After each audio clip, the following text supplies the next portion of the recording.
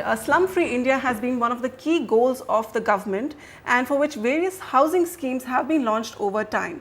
But improper documentation has meant that housing for the poor never reaches the beneficiary. The DDA is now looking at using the Aadhaar number to address these issues and make sure that the flats go to the targeted beneficiaries. Onitam Ojha reports.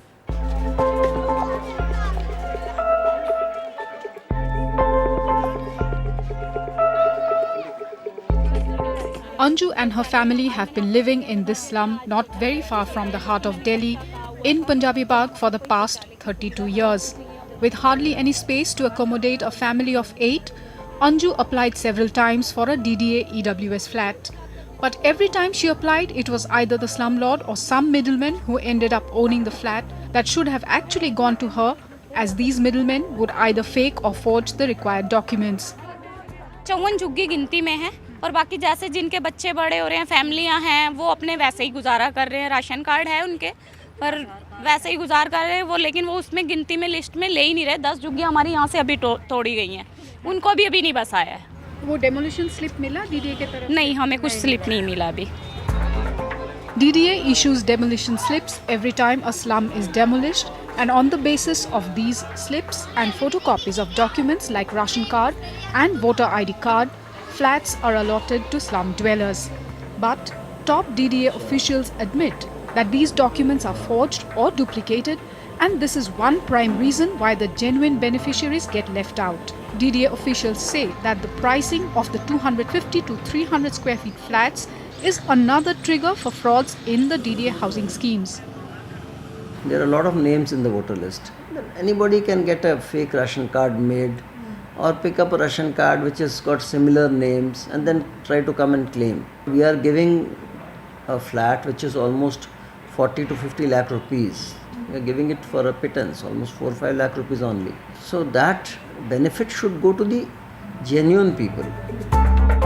DDA is now knocking the doors of UIDAI to help the authority plug loopholes in the identification and allocation process in its housing schemes.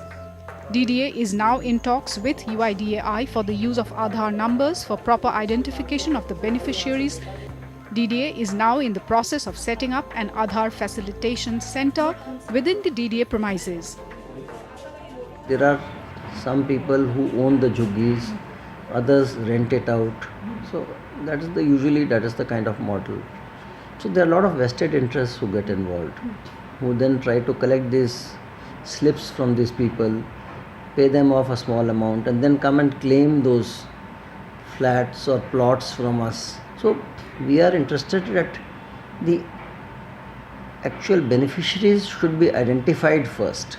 At a national level, I think Aadhaar is a very safe way of establishing the identity of the person.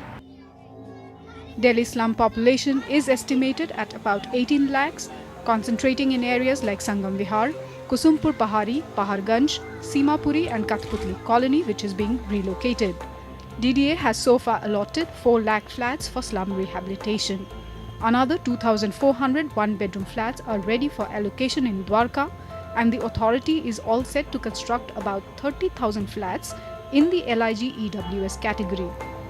In view of the Supreme Court ruling that Aadhaar numbers cannot be made mandatory for social welfare schemes, DDA is planning to restrict the use of the number only to identify the beneficiaries. In New Delhi, Onitam Ojha, NDTV.